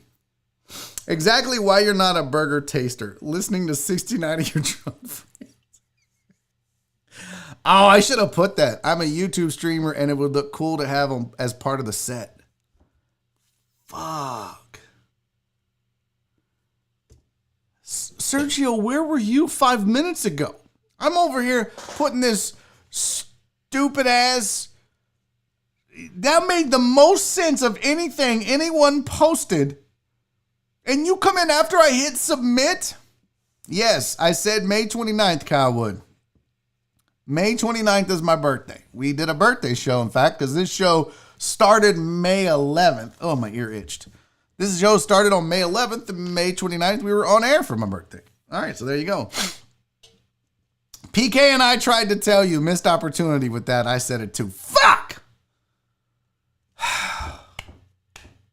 Should I do another entry as Truman? I could do like Truman. I could do Nora. I could do Barry is funny as an entry. I'll just do Barry is funny. I'll give my P.O. box address, and then I'll list. I'll give a Barry is funny email. That's what we'll do. That is what we'll do. All right, let's talk about this hot mic thing. In this business, well, not this business. Yeah, there are hot mics, I'm sure. There's also hot cameras where you leave it on, you accidentally jerking off in your office because you left your webcam on. That shit happens. But in the business of entertainment, whether it be TV, radio, whatever, if there's a microphone around, you always have to be a little bit careful about what you're talking about because you never know if the mic is accidentally hot or hot. You know, when you do radio, I don't know if you guys know how this works, but there'll be one or two of you sitting in a room as the host or co-host. Then you have a producer on the other side of the glass, usually. Not always, but usually. And that producer is running the board, which I have a little mini board here. I'll show you. There's my board. That's my mixing board that I run that I always forget to turn the goddamn mic on. And then I have a virtual board as well. But so that mixing board, they have a mute here that I can push the mute button at, and then you don't know, but I can pan down, pan back up. A lot of stuff going on over here for my jokes. But the producer has something a little more sophisticated than mine.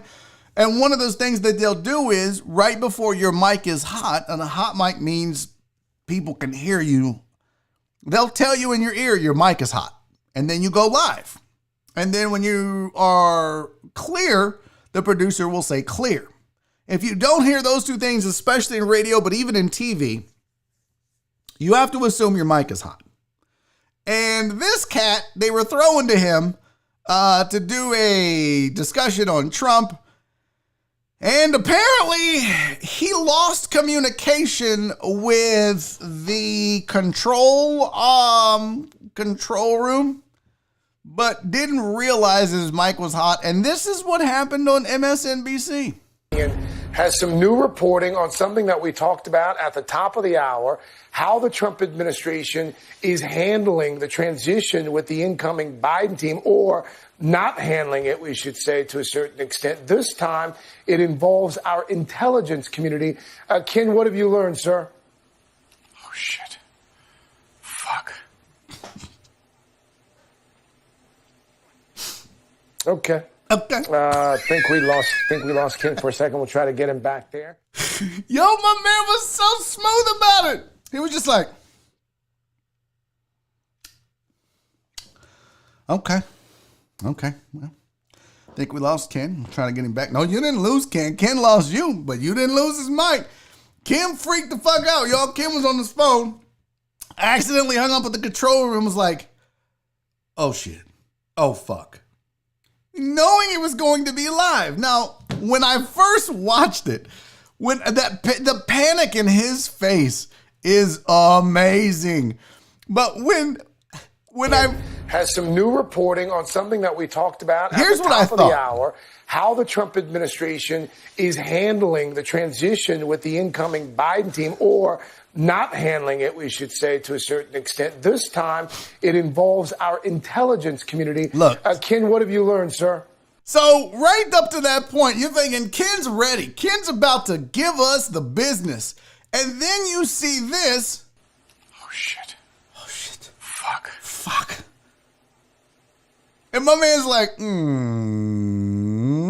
that's not good. Now, the funny thing about this is when Ken goes, oh, shit. Fuck. I swear to you, I thought he had prepared the wrong information. Like he was prepared to talk about something else. And then old boy threw to him and he was like, I got nothing on that. Oh shit. Fuck. I don't know what to say. Turns out he had disconnected from the control room. But my man handled it so smooth right here. This is the calmness that you need in the face of adversity, no matter what life throws at you. Okay. I think we lost Ken for a second. We'll try to get him back there. It's so brilliant. Okay. Well, I think we lost Ken there. Ken freaked the fuck out. Then Ken lost his shit right there on the air. Ken to the whole world. Oh my goodness, that was hilarious. What is this? I like hot mics also. What? Okay. Wrong hot mic. No. You're not Christopher Mina. I need a producer, but you must have producing experience because I'm going to put your ass to work. If you are my producer, you're going to have to get to work. I got a lot of shit for y'all to do, whoever's the producer. So, Tony's telling keep it G-rated, ladies. Keep it G-rated. I can watch news bloopers for hours. Bro, it's the best. It is absolutely the best. Brandon Hannon said the news has been having problems with the producers lately. Pornhub now this. No, the Pornhub thing was actually fake. They proved out that was not a real incident, that was fake, Brandon. What did Matt say? I'm missing Matt's. Where's Matt Poche. It looks like he was getting smacked.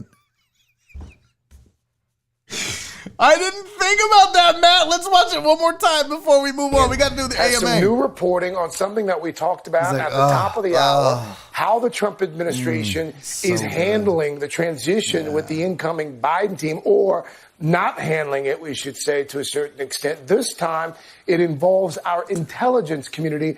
Ken, what have you learned, sir? Oh, shit. Fuck. It really does look like he's getting hit. Okay. Think we lost Ken for a second. We'll try to get him back there. That is so fucking great, Matt Poche. What a great observation. Oh my God, that is hilarious. Hilarious. He's like, oh shit. Fuck. Well, my sources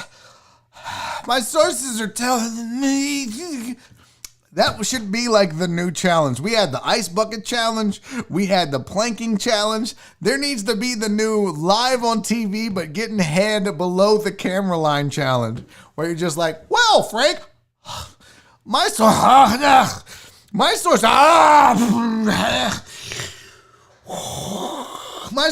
are telling. That would be so great. Oh my God. You just see a guy go, oh, my source. Oh. Also, while you watch porn with the sound down, some dudes get really loud when they come. No one needs to hear all that grunting. All right, it's time, folks. It is way past time. I promised you we would do it at 3:20. It is 3:30. It is time. I have no fancy music.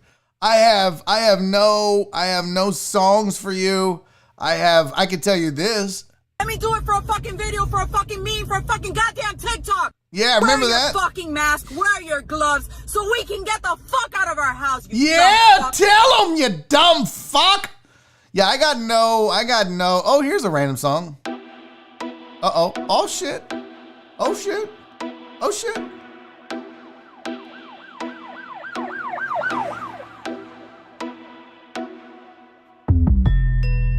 Uh-oh. Does that sound like AMA music? What? What? Ask me anything at all. I might as well be a goddamn rapper. I mean, I might as well be a goddamn 2020 rapper. That worked. What? A, S, B, any. That's how rappers do nowadays. They'll have this, they're like one word every bar. I spit bars. No, bitch, you spit words. There's a big difference. Okay, turn this shit off. Turn this goddamn hippity hop off. All right, here we go. AMA.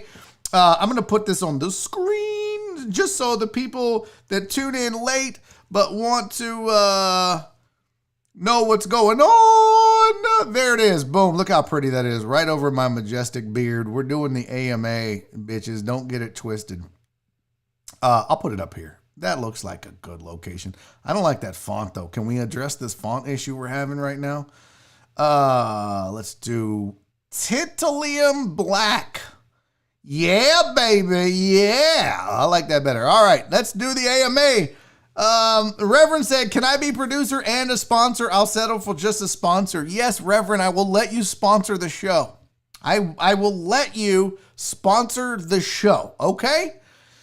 Let's chat, buddy. I'll send you a thing. Are you saying please stop me doing... All right, here we go. First AMA is from Brandon Martinez. Hashtag AMA, do you plan on making child-size shirts? I want to get some for Mini Rat and Natalie. I don't know if there's a big demand for child shirts that say Deckhead. But I'm going to have a few made specifically for you, Brandon. Where's my things to do list? Which one do I want? Oh, those are recaps. What is this? What the fuck is Uber Chronicles? Oh, that was the idea we had where I drive around. You see, it's a good thing I write this shit down. Okay. I got to get a new things to do list. Here we go. I really have 1,000 of these sticky notes. You should see how many they have. Order kids shirts. So, Brandon, this is going to have to be a pre-order thing. All right? So I'm going to make them. Now, the problem is I don't know how big Mini Red is versus Natalie. So, I'll make a onesie, strictly pre-order. I'm not going to order 10 onesies and then only sell one. I can't afford to fade that, all right? So we'll do a pre-order. But I promise you, I'll make both of those happen. Kids shirts and onesies, okay? Okay. But I got to do it quickly. I need to get on the ball. AMA. Did you ever give the Reverend a sponsor packet? Not yet, but I just committed to it, so he's in. He'll be a sponsor of the show. I will make that happen. Chris Reyes, AMA, who is your favorite deckhead? Wow. That's a tough one. Who is my favorite deckhead? I mean, I have a list. I could say Donna because she was literally like my first fan. Like when I first started doing radio, the very first Houston game day, even when I was competing to win Rock the Mic, Donna was like so sweet to me. So you know what? I'm gonna go Donna. Because that's a safe play too. No one's going to get mad that Donna, my sweet, sweet Donna, is my favorite deckhead. And I love you all. I love all the deckheads and the support. And I love everybody for a different reason. I love Jen because she's my biggest supporter when it comes from behind the scenes stuff and making sure I take care of the shit I'm supposed to take care of. PK is amazing. House is amazing. There are a lot of things behind the scenes. There are a lot of people that come to everything I do, like Walt. D Mata is one of the most amazing people when it comes to just supporting and being a fan of what I create in the show. So I can go on and on and on. And that's the problem with doing that, is that if I don't mention everybody that's shown me love, which is so many of you, then somebody feels slighted. And that's the last thing I would want to do, because it certainly would not be intentional. I mean, KD on the like I said, it goes on and on and on. Okay. All the moderators, the people that stepped up like Luis Zelaya, Jeremy Vinegar, when this show was just getting started and I knew I wasn't going to be able to handle chat, those guys were in. The list goes on. Brandon Martinez never missed a show. Santos has been a day one diehard. It's really impossible. And that's why it's easy to say Donna, because she was my very first, when I finally got into this business of entertainment, the very first time. The very first fan I made was Donna. So she's going to always have a special place in my heart. So, okay, that answers that. Let me go back up. Do you have okay, did you send Rev the bracket? Who's your favorite deckhead? Thanks for putting me on the spot, Chris Reyes. It certainly wasn't you, asshole. AMA, Jeremy Vinegar. How do you feel about people that got a PS5? I'm going to show you. I have a little GIF right here. This shows you how I feel. Fuck those people right there. Fuck those people. You see that? Fuck those people. That is the PS5 GIF right there. That's it. That's how I feel about those people. Fuck those people. Fuck them raggedy bitches for getting one before me. All right. AMA, why are you the way you are? Oh my God. Why did I expect Tony to actually take this serious? Tony never takes anything serious. I have just got to, I wish there was a way like on Twitter where you can mute accounts. I love Tony and I appreciate him being here, but I always get suckered into his bullshit chat messages. And here it goes again. But I promise I read every AMA and I don't preview them, so I got to read his bullshit. Charles Garza, AMA, when you coming back to Lake Jackson? I hope soon. There are other people that have been asking me to get back to the wine review. I need to hit up Eli and see if they're still doing that show. But Lake Jackson is on the list of places I would like to perform at. If not this year, then maybe early next year. So, yeah. AMA from the Reverend. Can we do the koala challenge and go viral? We will win TikTok and Instagram. I have no idea what the koala challenge is, and I'm not looking up in the middle of an AMA. If it doesn't involve me eating something disgusting or hurting myself or embarrassing myself, I would consider it. That's just facts. Zoe! Just Zoe is here. What's up, girly girl? AMA. I barely put down the pre-emergent weed killer this week. Was that too late? Spoiler alert, I hadn't put mine down yet. But the problem is, Zoe, it might be too late. Because you have to get it before the seeds germinate. Now, the weeds may not pop up right now, but if they germinate now and then they go dormant over the cold season, then they could come back. It may be too late. So you're going to have to be diligent next spring when it's time to put down your post-emergent, your weed killer, not your weed preventer. You're going to have to be more diligent about that because it might be too late. I'm still putting mine down. I'm not doing it today, but I'm either going to do it tomorrow or Saturday. So I'm way late as well. Way late. But you know what? I always, and the people that taught me about this have always said, it's never too late to do the right thing. So at least you did it, right? It might prevent some, but not all. It might still work. I don't know the specifics of the weather when it comes to that. I just know there's a time frame. Get it down. Good job. D-Mata, have you ever wet the bed as an adult, Barry? Usually drinking. I think there was one time I pissed the bed when I was drunk. Does that count? Does that count? That's why you don't sleep on the couch, by the way, when you're drunk. No one wants a pissy couch. If you're going to piss the bed. Don't piss the couch. Don't do that. Truck and Taco just put a hashtag. Didn't put the AMA, but that's okay. When was the last time you got into a physical fight?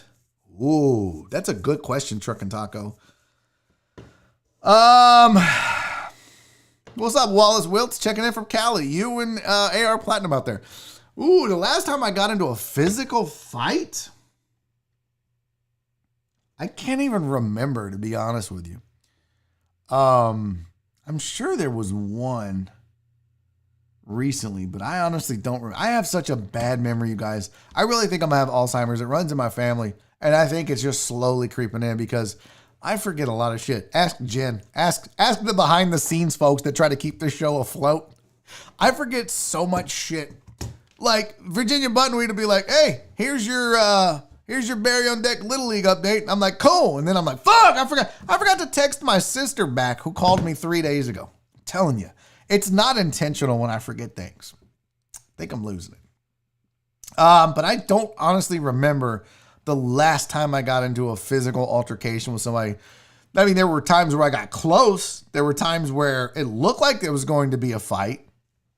But Trucker Taco AMA, when was the, oh, now he did the AMA. Get out of here. See, I just look for the AMA. I don't want, oh shit, Brandon Martinez. You right, Playboy. I do have to wish Natalie a happy first birthday, you guys. I gotta show you this. Oh my God, I'm so glad. See, this is what I talk about forgetting shit. This is why I need Jen in my hip pocket the entire time. Because she would have reminded me. Because Brandon and I even talked about this. And I said, bro, he was like, I want to send you a super chat to wish Natalie a happy birthday. And I was like, oh, absolutely not. I love that sweet little baby girl. I'll wish her a happy birthday all day and night. Totally forgot. Didn't put it on the rundown. I'm a fucking idiot. That's my bad. But look at this. Happy birthday to this cute munchkin. Oh my God, is that not the cutest? Y'all, this is my biggest supporter on Twitch. She is there for every Call of Duty Warzone that I stream. She is down, and this is why I got to get a shirt made for kids, because Natalie, baby girl, we love you. Happy birthday, my sweet girl. Happy first birthday. Oh my God, she's cute. And if you've seen a picture of Brandon, let's be real. I don't know if it's his, because she's too cute. Thank God she got her mama look, right? Ugh. Brandon is, ugh. Happy birthday, Natalie. You are the cutest and the sweetest. Oh my God. I'm so glad you reminded me, Brandon. I am so glad. I would have felt awful if we got through this show and I did not wish her a happy birthday. Matt Poche, AMA, any advice for a proposal? I just bought the engagement ring this week. Yes, I do have some advice, Matt. As a veteran of 2 marriages and 2 proposals, I can tell you that some women want the proposal to be extraordinary. And some women don't give a shit. They just want your love and affection. And if you just looked at them and said, I love you, you mean the world to me. And I can't envision my life without you.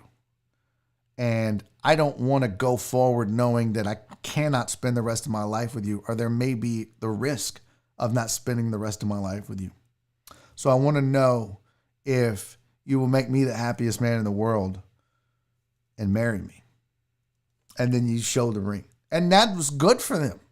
Now, when it came to Nora, I bought a cat. She's a cat lover. She loves cats. I was not a cat lover before I met her. Not that cat. So I bought a ring and I put it on the collar of Sarah, the kitty that I got her. And I got on one knee and I held the kitty up and said, I love you.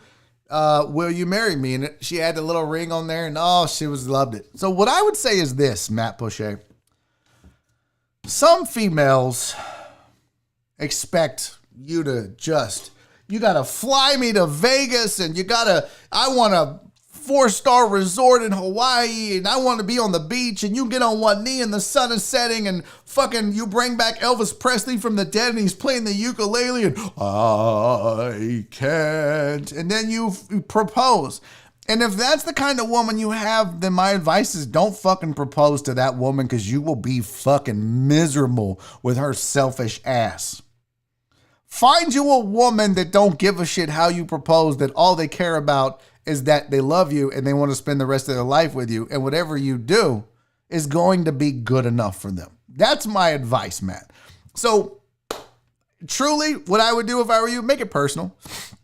Make it something that she will never forget, but it doesn't have to be crazy. It doesn't have to be extravagant. But if you know what she's into or you know what she loves, try to incorporate that into the proposal. Otherwise, just speak from your heart. Don't prepare a speech. Have your talking points, but speak from the heart, man. If you truly love her and you truly want to spend the rest of your life with her, the words will come out the way they're supposed to come out. All right, Christopher Mina, AMA, no questions, just faded. Carry on. God damn it. You guys ruin this shit sometimes. I hate you. You and Tony. What is it about being attention whores? You better day me, Barry? What the fuck? I don't even know what that means. Where's the AMAs at? Are we out of AMAs? Are we out of AMAs? Goodbye. Hello. Okay. Cowboy fam, AMA. When will you do another local show for us to come to? Good question. I still want to, I have a big plan for the 1-year anniversary of this show. Oh my God. I want to tell you guys, but I don't want to spoil it. But it's not going to be a comedy show per se, but that will be involved. So if you don't get to a comedy show between now and May, you'll get to see me perform stand-up in May. I promise you that, as long as you can make the event that I'm planning. So we'll get to that. Chris Reyes says we can all agree with Donna. Where's the AMAs at, fucker? We waited all this time. Blah, blah, blah. Justin Swift. Oh, no. Justin Kemp, AMA. Are you going to continue your TikTok? I enjoy it. I need to be better on TikTok, but Justin, I realized I'm not a TikTok guy. I need to take some of the stuff I create and put it out there, but I don't do a lot of like short, funny bits. I should, but I don't. I need to be better at it though. I just don't take advantage of the platform. I don't feel like it resonates. Like I can type jokes and put them on Twitter. You know, I can take pictures of funny things. But doing short 1-minute funny videos, I'm more a long form guy. 2 hours, 5 minutes, 3 minutes, stuff like that. But I promise you, I'm trying to figure out TikTok. It's a crazy mess though. Justin Swinford, AMA, any more thought behind the Deckhead only live comedy show? Stay tuned, buddy. It's probably not going to happen now. I think as we get into next year and the spring and the summer, when the vaccine comes out and we all can get past this COVID shit. Right now, it's ramping up again. It's getting worse, not better. But when we all get through that, look for something in May, Justin. I'll just say that. But it's going to be badass, you deckheads. I promise you that. It's going to be an absolute blast. And it's only going to be for people that are patron members. Fact. Dr. Dre on 290, AMA, would you rather have an alligator bite your foot or fall asleep at the zoo where something happens to your hand? Well, I think my foot. I'm going to go foot. I think that the alligator biting your foot would hurt more, but here's the thing. I use these bad boys to create magic. I mean, look. none of y'all see my feet unless I'm doing stand-up. But my buddy Ed Blake, rest in peace to Ed Blake. I'm sorry I'm not Catholic. Why is this going off? I have the Discord open. Rest in peace to Ed Blake, but he lost his leg from the knee down. And he got a prosthetic leg, and he went back to doing stand-up before he passed away from a brain aneurysm or brain. I don't know what was. Something was wrong with his brain. I can still do stand-up with a fake foot. However, a fake hand, especially if like you have to mold the fingers, I'd have to get on stage and be like, hey, what's up, everybody? And then I'd have to fix all the fingers and then put the mic in it. And then that's weird because people had to watch that. And plus typing, one-handed typing versus just banging, you got all that. I'd rather have 2 hands and 1 foot than 2 feet and 1 hand. Just me. Eric Resendez, AMA, what the fuck is up with the beard? I missed earlier part of the show, could only do audio. All right, you dirty rascal, you son of a bitch, Eric Resendez. I said that for No Shave November, I'm not going to shave the entire month. And then the last day of the month that there's a show, whether it's Thursday, Friday, or whatever, I don't know what the last day of November falls on. But the last show in November, I'm going to shave everything except the mustache, which is creepy as shit and is going to look horrible. And I'm going to let you guys roast me for a fee. Everybody's got to pay at least like $5 or something to roast me. You donate what you want. And then I'm going to give all that money to a veterans charity since Veterans Day is this month. And the Marine Corps' birthday is this month. So that's why I'm growing it out. No Shave November. That's the cause I'm supporting this month, veterans.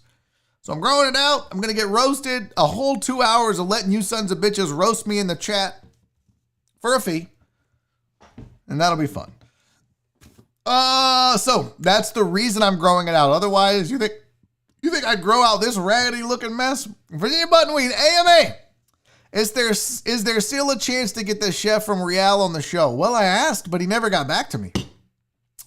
Here's the problem, Virginia Buttonweed and everybody else that doesn't understand the game. I am no longer on terrestrial radio, which means all of the people that used to talk to me on a regular basis don't give a shit anymore. They don't see this as a viable platform for them, apparently. Because a lot of the people that, I could text, my phone would ring, I would have people coming out of the woodworks to be my friend and talk to me because I was on radio. I was on ESPN radio in Houston. Now, some bitch never rings. And that's okay. I get it. That's okay. My relevance to them is non-existent because I don't have anything that they feel like could benefit them. People are selfish by nature. Now, am I saying that the chef from Real is selfish? No. But I'm just saying when I was doing ESPN and wanted to have him on, he was interested. Now, I don't know if he's as interested as he used to be. There's the truth. You guys ask the questions, I'm going to answer them. Trucker Taco, AMA, how old were you when you first smoked weed? Are we counting when I thought I was getting high by smoking Lipton tea leaves? If we're not counting that, which was 6th grade. No, it was 7th grade. No, it was 6th grade. No, it's either 5th or 6th grade. I think I got high for the first time in 7th grade. Was the first time I ever smoked weed with my sister, by the way. And then one of the very first times I was ever high, we got robbed at gunpoint. It was wild. Let me tell you that story one day. Not during an AMA, though. It'll eat up too much time. But I want to say I was 7th grade the first time I smoked weed. The Reverend says, I like to get drunk and sleep on the couch. That way I kind of feel like you're laying next to someone. Yeesh. Okay. Any more AMAs? There's a happy birthday, Natalie. God, I'm way behind on this shit. This is how it usually happens. Oh, there's the happy birthday, Natalie's. Yep, I'm way behind. Holy shit. I'm way behind. Fly Me to the Moon is what came to mind. I'm glad she's not the latter. I peed on my wife one night drunk. That's when I knew. Okay. Juan wants to know if we just got engaged. There's an AMA. God damn it. It's Crystal Collins. AMA, what are you getting Nora for Christmas? So, good question, Crystal. In fact, it might be here. My sister-in-law Nancy is a godsend because not only is she an amazing human being, but she's my go-to for Christmas. So if I don't know what to get Nora, I text Nancy, her sister, whom they are like two peas in a pod. I mean, they are inseparable, best friends and sisters. You love to see it. Never fight, never argue. It's amazing. Her whole family's like that. Never argue, never fight. But I always ask Nancy, what can I get Nora? I'm out of ideas. I don't know what to get her. But this year, she said that she wanted to get her eyebrows sculpted or cut or lasered, or I don't know what the fuck it was. So I started saving money from my comedy gigs. So like if I get paid round numbers, let's say I just get $200. I'll put $150 in the bank to pay bills, but then I keep $50 aside. And I'm saving that to get this procedure done for her because she's earned it, you guys. I mean, she has carried this house since May when I lost my job. And she has never really, she's concerned. She's like, bro, you don't have a job? What are we going to do? We got this stupid ass expensive house. And she's a trooper about it. And she's really letting me chase this dream of doing my own YouTube. Could you imagine if your husband was like, babe, I want to be a YouTube star? You'd be like, oh my God, get a fucking job, you weirdo. So she deserves it. It's not cheap. I want to say it's like $450, but I'm going to save for it. And don't worry, you guys, I'm not taking your money out of this show. This is strictly comedy money. This is strictly money that I'm making. This is also why I said I need a side hustle. But the money that I'm making, I'm giving back to my wife because she deserves every single penny of it because she's amazing. So, AMA, Barry, did we just get engaged? Oh, sorry, I read that one already. AMA, did KD come through in the clutch or are we pushing him off the curb? It wasn't KD's fault, but no, I did not get the PS5. Originally, we thought KD had the order. He got an email. They said this. And then when they went to bill him, they were like, sorry, we canceled your order. He was never able to get it figured out. So in a roundabout way, can you blame KD for me not having a PS5? What the fuck was that? Yeah, sure. You could blame KD for not having a PS5, me having a PS5, but I don't think that would be fair.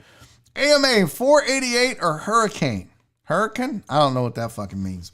I have no idea what that means. Are we, I'm trying to get all these in. We got to get out of here.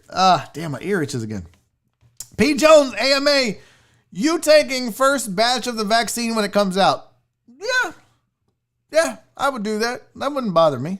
AMA, you ever get high or drunk with your parents? Oh, yeah. My mom was the cool mom. Oh, yeah.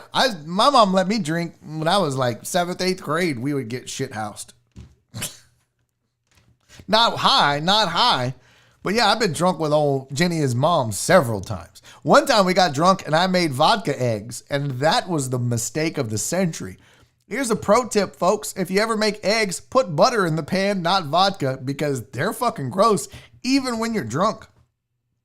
Hey, Christina's AMA, how did your wife and your family react when you told them you wanted to be a comedian? Well, my mom had been behind me and supporting me in this endeavor since I was 8 years old and said I wanted to be an entertainer. She was like, you can do it. I believe in you. You're the best. Nora didn't marry into an entertainer and a comedian, so she's had a bit of an adjustment, but she has been as supportive as anyone that would have been blindsided by somebody going, oh, I want to be a comedian, because I never really shared that with her.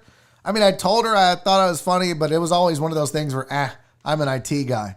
And then when the opportunity presents, I went for it. And, you know, she's been very supportive. It was a shock to her. You know, her stable life was changed a bit, but you know, when comedy and radio became my new thing, she's rolled with it like a trooper. So I have no complaints. All right, that's it. I'm caught up. I think the AMAs are done. It's 3:57. That's the show. I don't know why this always switches to the wrong camera. I gotta get rid of that bullshit ass camera. I don't know why it switches to that. Anyways. Yeah, do me a favor. If you haven't subscribed to the channel yet and you're stuck around through the AMA, we lost some folks. It happens. Such is life. Clarence is taking Katie out. That's fine with me, buddy. If you haven't subscribed to the channel yet, please do so. If you haven't given the video a thumbs up, please do so. And until tomorrow, it's Friday, bitches. We got Lawn Talk. Tons of drinking. Jameson, holler at me. We got Barry on Deck, Little League update, and so much more. Plus you and me hanging out, chilling, having fun, trying to figure out how to grow this thing and have a wonderful day each day. So until tomorrow, you guys, I love you to death. Thank you for being here each and every day. And until tomorrow, be safe, be kind, and most importantly, love each other.